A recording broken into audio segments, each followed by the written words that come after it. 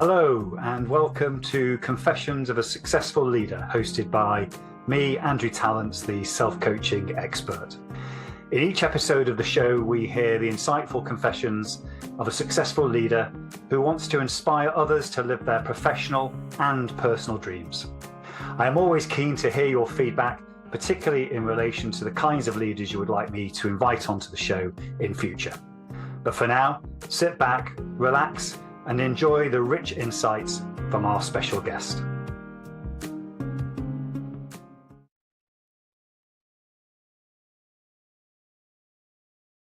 Hello, and welcome to another episode of Confessions of a Successful Leader, hosted by me, Andrew Tallents, the self-coaching expert. I'm delighted that Dominic Grinstead has joined me in the studio today. Dominic, welcome. Thank you. It's good to be here, Andrew. Yeah, looking forward to hearing your story today. We always start by asking our special guest a little bit about who they are and where their focus is right now. So tell us about that. Yeah, so I'm CEO of a business called MetLife UK, and I also look after or oversee a couple of our businesses in Europe, mainly France and Ireland. So in that role, I'm responsible for making sure we achieve our financial targets, making sure we look after our customers. We've got around 2 million odd customers in the UK. And I guess most importantly, I'm responsible for developing the organizational culture, because ultimately all of that happens through people. So it's a small business within a very large global enterprise. I'm lucky to have had a lot of autonomy over the years. So I guess I sort of, if there is such a phrase, and I think there is, I kind of regard myself as a bit of an entrepreneur.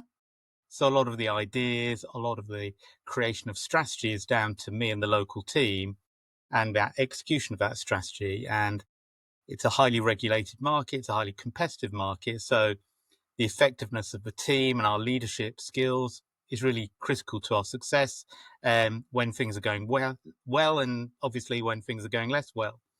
Drawing on some resilience to get you through those tough times. Having done this role for quite a number of years, I've seen both good times and times where we've really had to sort of draw some inner reserves. Super. And it happens all the time on this show, and it's always the right thing to start with. You've told us about who you are professionally. So tell us a bit more about when you're not working passionately as you do, what it is that you do outside of.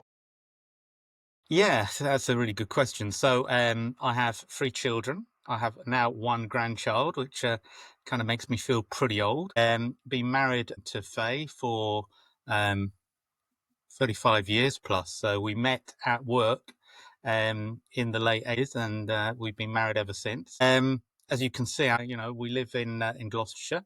Nearly 10 years ago, we decided to buy a 400-year-old property, never having had a old property before, and we did it on a bit of a whim. And so we spent a lot of that time doing up this property. It's beautiful, but it wasn't when we sort of took it on. And then outside of work, I've always been interested in the creative side. I think that probably comes from the family. So I'm very interested in theatre, cinema. I'm very interested in history. That's probably my passion. I do a lot of reading. And then on the football side of things, I am a supporter of Newcastle United.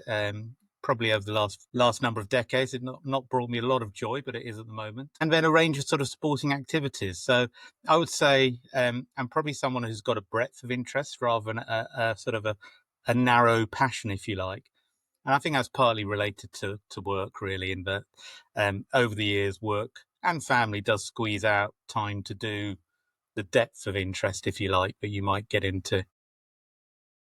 Of that kind of perspective. Before we get into the story, I'm really curious if you could go back to any period in the past from a historic perspective where you could touch the fabric, feel it. What was it really like to be there, to be the fly on the wall? Which decade or sort of 50 years would you go to? Well, I mean, definitely the 1930s. I think the 1930s were the most extreme decade of all. Sort of the backlash from the financial crisis of 1928, the remnants of the First World War, the rise of fascism, etc. I think that's a fascinating time, and some real learnings from history as well, which I think will do well not to forget too soon. Brilliant. Love that. Well, we're not going to go back as far as that quite, but let's go back to your childhood, Dom, and let's understand how you were growing up, what kind of environment you had, what kind of role models you had that helped shape your early leadership style. Yeah, so I guess there's probably sort of 3 or 4 dimensions to this. So when I mentioned we weren't going to go back to that, maybe we will go back to that a little bit. So I came from quite a mixed, my mum and dad sort of looked very sort of superficially, as you might expect. So mum was a hairdresser, dad was an electronics engineer. Dad was Anglo-Irish, so fairly conventional background. Mum was a bit different. She was actually a German Jewish war refugee, and she came on the kinder transport. She was one of the last sort of children to come into the UK from Nazi Germany. All her family were killed, and she was adopted by a German Jewish father and an Italian mother who fled the Nazis and fascism in the mid. And it meant that I sort of grew up with relatives who were Italian, Irish, English, German.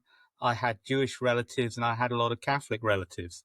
So I think that sort of multicultural background has really sort of served me very well.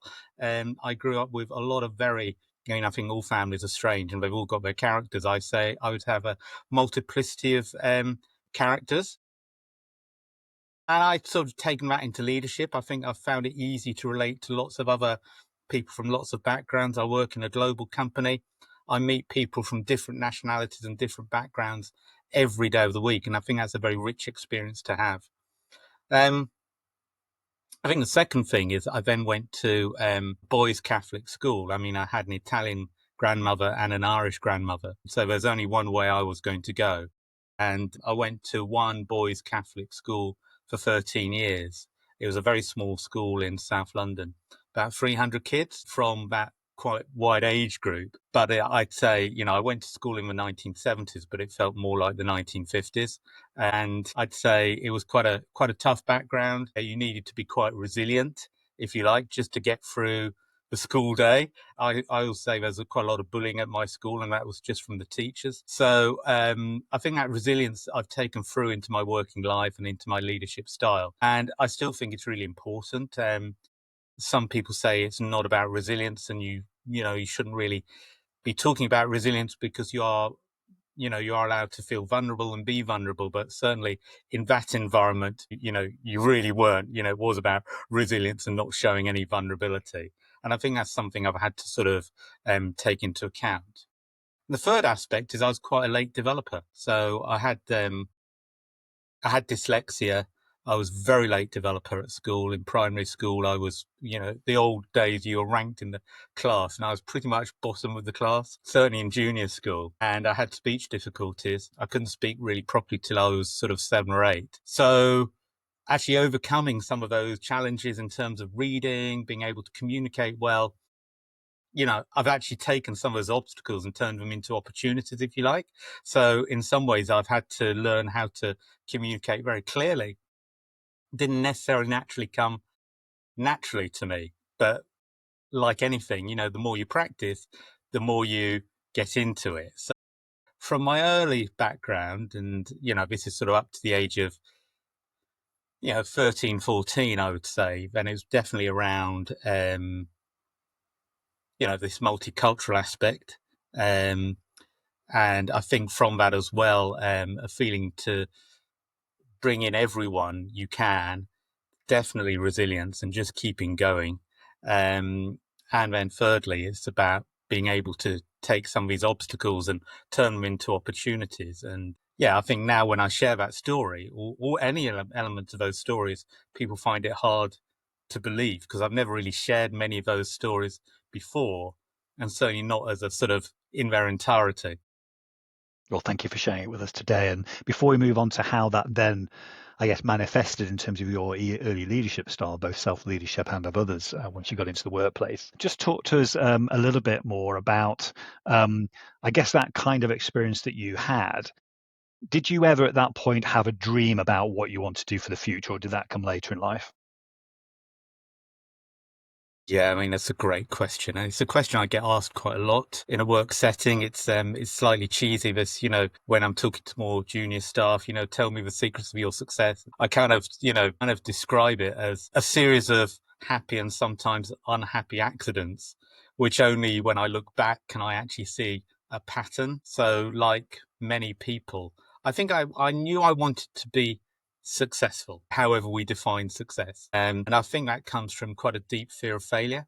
So, yeah, I was always in a competitive environment with my sister, and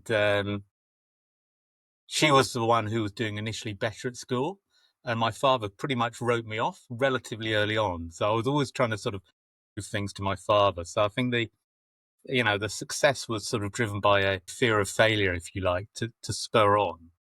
And then I just took the view that without knowing what an end destination is going to be, the more successful you are in the short term, that will create long-term opportunities.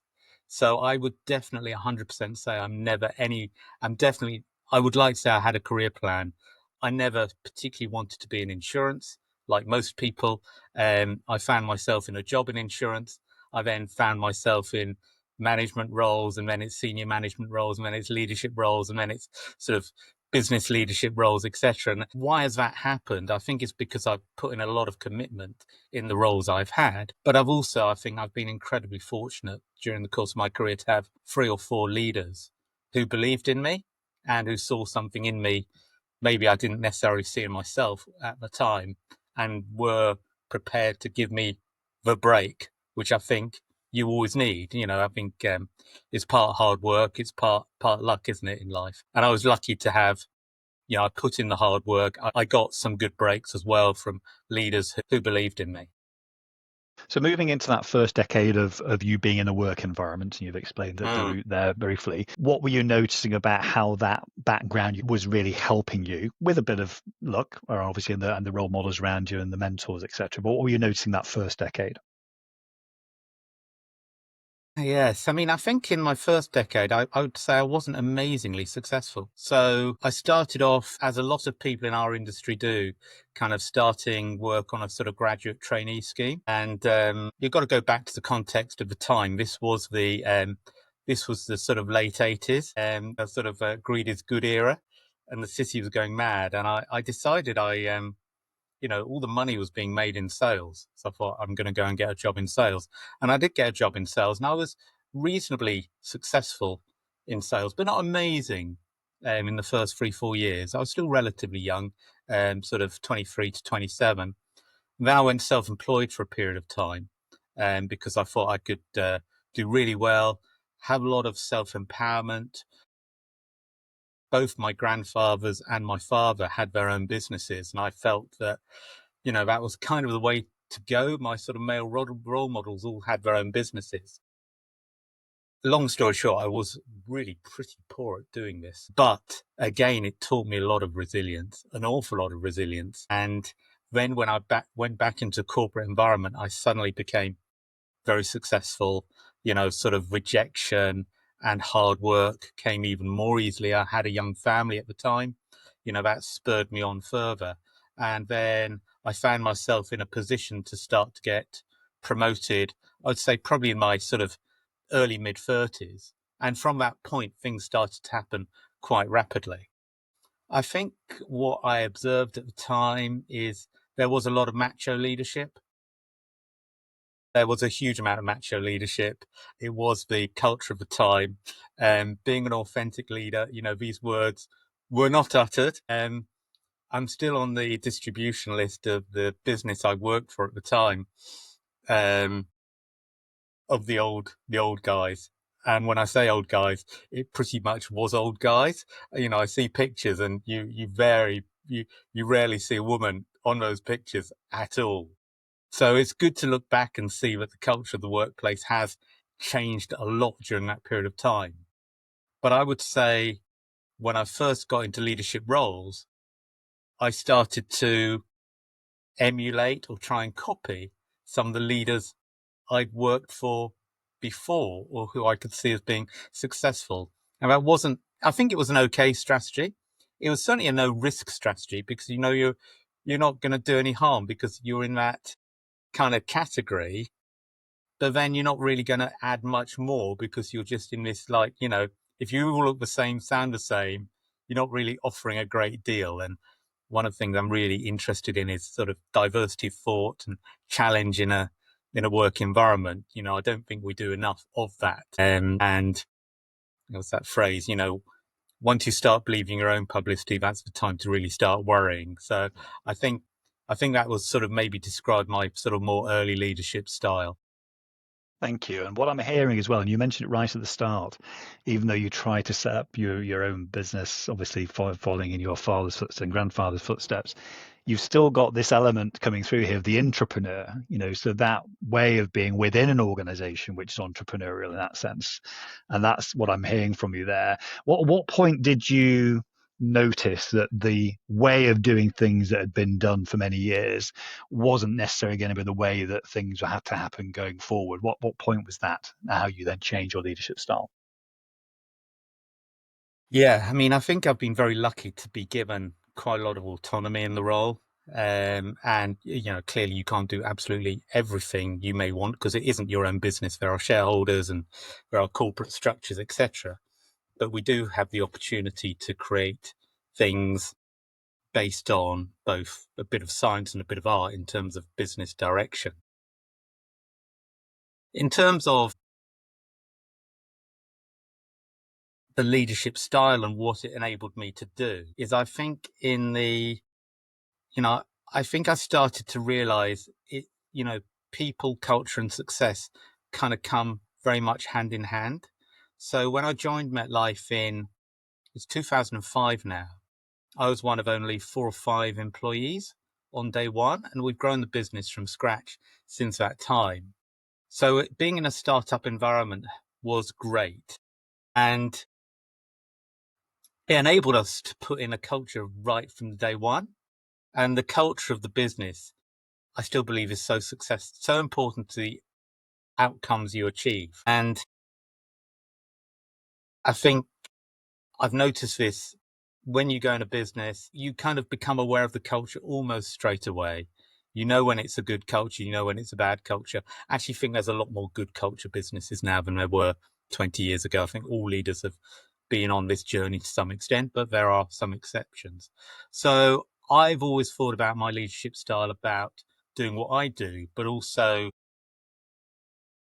encouraging and creating the right team around me who will then hopefully bring in the right teams around them, and then it sort of fulfills itself through the organization. But then it's also very important for me to talk to everyone directly in the organization as well, because no matter how you try, once you sort of send a communication down the line, then it gets watered, it gets interpreted. So having that direct line in is really important, and really having relationships with everyone in the organization, or as many people of the organization as possible, is really key.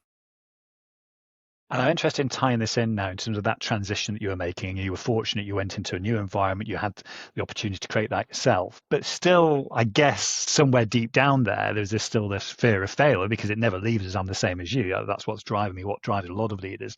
So how has that manifested over the years as the business has grown? And how have you had to be aware of that and adapt again in terms of mitigating that fear when it comes up?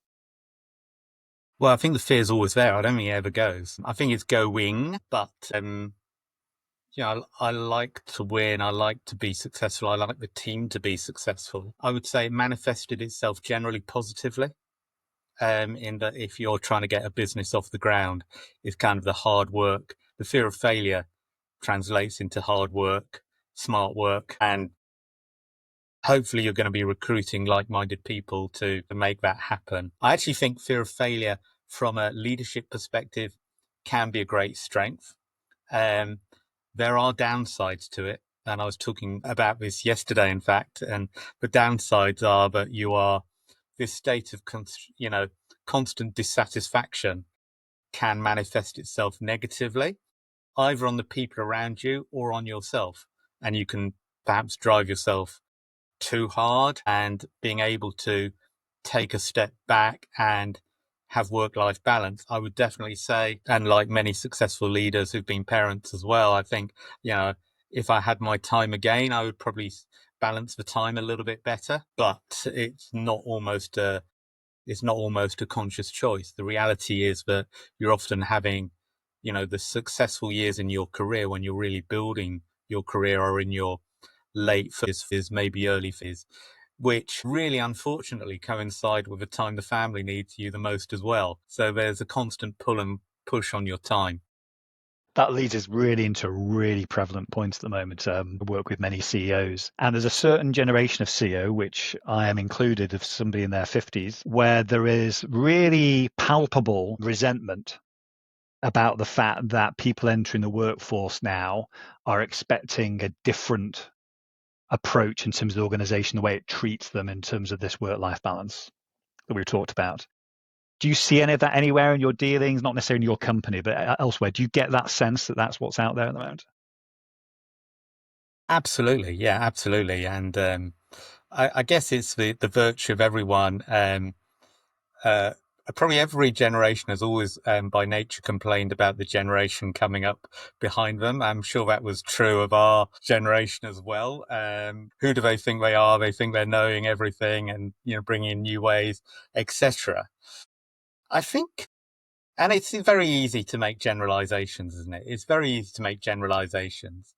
But I do think there's a trend for people to want to work for businesses on their terms and not on the company's terms, for sure. And we spend a lot of time as a leadership team talking about how we engage our teams and how we make them happy and fulfilled and do career development. And, we have yoga in the office and we make sure there's good fruit in the office and all this kind of stuff. And I'm sure that wasn't happening 20 or 30 years ago, for sure. You had to pay for your own coffee from the sludge from the coffee machine. So things have changed enormously. Some of that, I think, is actually quite healthy as well. If we just take a step back, the reality is not virtually everything, but there's a huge number of dual income families now, probably in a way there was less 20, 30 years ago. So having that work-life balance, I think, is really important. And I think it is, now with me having kids of, that sort of parenting age, if you like, I see the pressures their side as well, that, they need two incomes to support a mortgage and things are tough. So they need to get that balance right for them and their generation.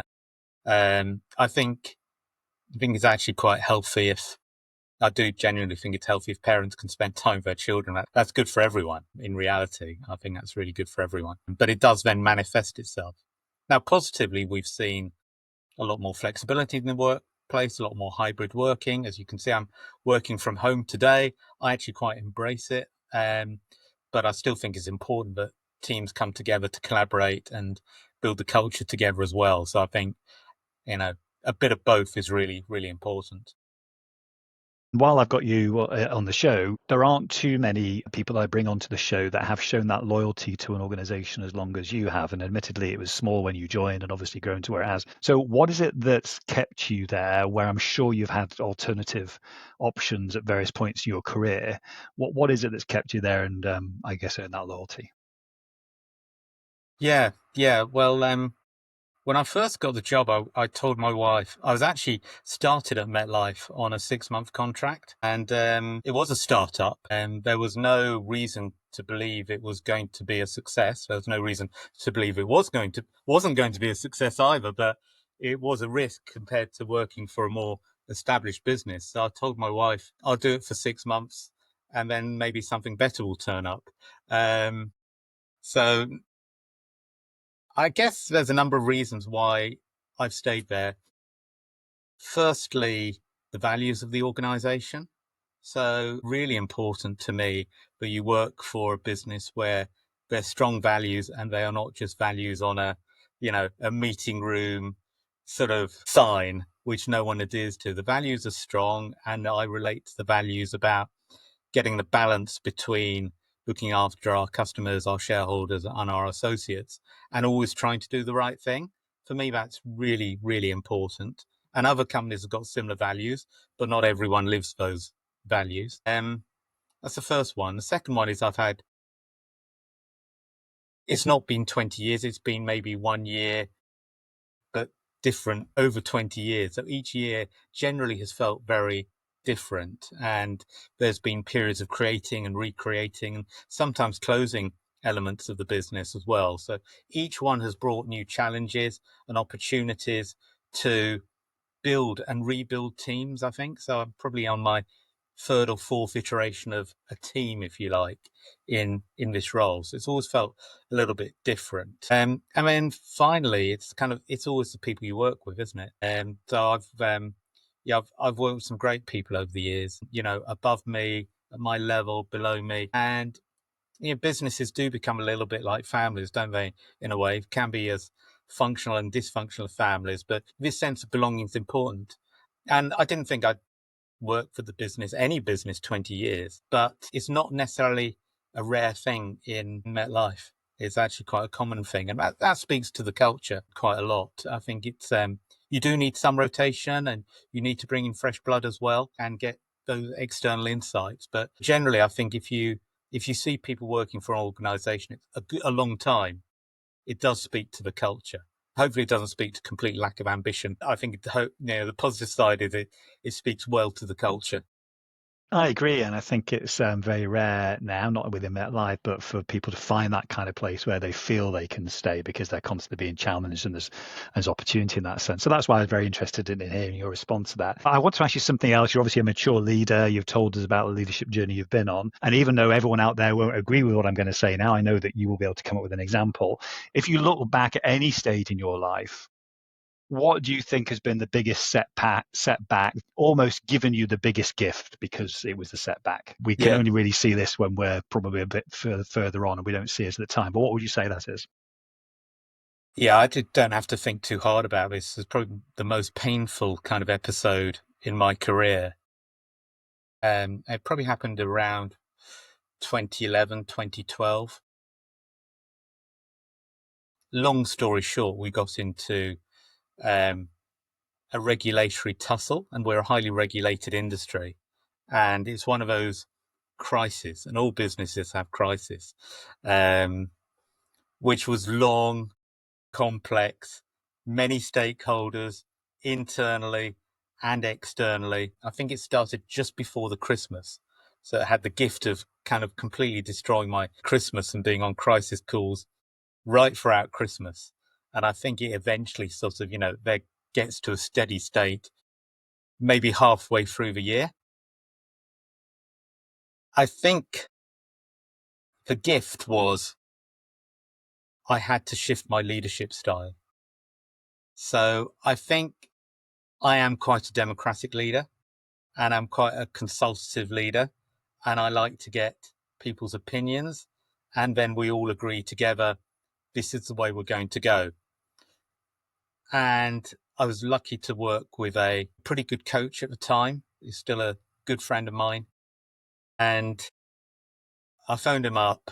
I said, frankly, I don't know what to do here. And he kind of came up with 4 bits of advice. So the first one, and the most important one, is you have to shift your leadership style. You have to now direct what we're going to do, X, Y, and Z, these people. And people noticed a change immediately and responded to that change and actually liked it. So that was a time when people like to be directed and have that clear strategy. The second was control the controllables. So make sure there's so many things you can't control in this situation. Just make sure you are controlling everything very clear you can. The third was a bit of advice which comes from Cotter, and that is make sure you have the guiding coalition and, the 3 or 4 people you really, really trust. And the fourth was around keep perspective.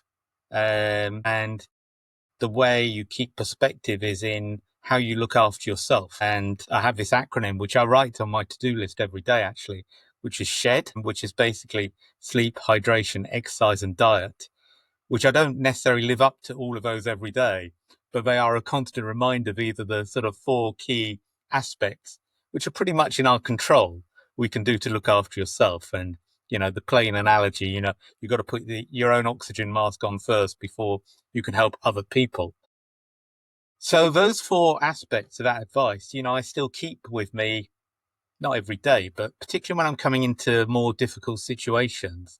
they are the things which I remind myself of to keep. And they're very easy to kind of understand and put into practical action. Love that. We're coming towards the end of our time together, Dom, but there are a couple of questions I still have for you. The first is, obviously, you're at a stage in your career now where you're so experienced, you've seen the highs, the lows, you've been through So old. lots. Yeah, exactly, like me. But there's obviously yet more to do. So what is it that you're thinking now, not necessarily about companies and roles, but what is it you're still yet to give that you've not given for the next 10, 15, 20 years, whatever we're graced with, that we're still here for? Yeah, I mean, I don't see myself in executive full-time work forever, but I kind of think my leadership purpose is there to help individuals, businesses, organizations be successful. That's what I want to do. I don't necessarily feel the need to build my success anymore. I'd like to help build other people's successes. And that could be in a range of things that, in terms of, I do want to move into a portfolio kind of career. This concept of retirement is not something I necessarily sort of relate to very well. So having a portfolio of interests, though, is something which I think will keep me engaged, energized and infused. And I think it's got to have a combination of the intellectual challenges, and God, there's a lot of those going on at the moment in terms of how businesses respond to the world we live in and new technologies and new geopolitical environments, but also the human touch as well, because ultimately, businesses and organizations are made up of people, and helping them to be successful, work together, is also something which I'm keen to explore more. So I would say there's like most of my past, I'd say there's a loose direction in terms of what the future might look like, but it's got to be, engaging, and I'm fortunate to be able to choose what I want to do. I mean, it's a great luxury, isn't it? I can choose to do nothing, which I wouldn't choose to do, but then I can choose what things I can involve myself in. Thank you. One final question, and it's where we started, about what you do when you're not working. So I'm a bit of a movie buff as well. So Okay. Picture the scene. You've got free evening. You've got no pressures. You really want to enjoy a film that you've seen in the past and maybe just see something different in it you've not noticed before, and something that you really will come away feeling fulfilled and feeling it was really worth watching. What's the film you'd go to? I thought you'd save an easy question to last. I guess I like films which have got meaning, if you like, and lots of hidden layers. So one of my favorite books is Birdsong by Sebastian Faulks. It's a great, great book. So I had the opportunity to last weekend to re-release the film actually in two parts on Netflix last week. And I thought, it wasn't as good as the book, I think, but it was still a good adaptation and insight into the complexities of life, and how, those sort of macro events around the world, which are always happening, are happening now, will be happening in the future, how people react and keep their values through those really tough times. Well, Don, what a perfect place to finish, because it reflects what you've told us in terms of the advice you were given, what's been most important to you in terms of what's kept you at MetLife all these years, the importance of those values that have stayed with the people coming and going. And I just want to say thank you once again for really, really enlightening us all and coming on the show today. Thanks, Andrew. Much appreciated. I hope you enjoyed this episode of Confessions of a Successful Leader. You can access all previous episodes of the show at confessionsofaSuccessfulLeader.com. If you are interested in finding out more about conscious leadership and self-coaching, just type in Andrew Tallents into LinkedIn or your favorite browser, and you'll find my contact details and all the content that you need. Until next time, don't forget to stay present, curious, and above all, conscious.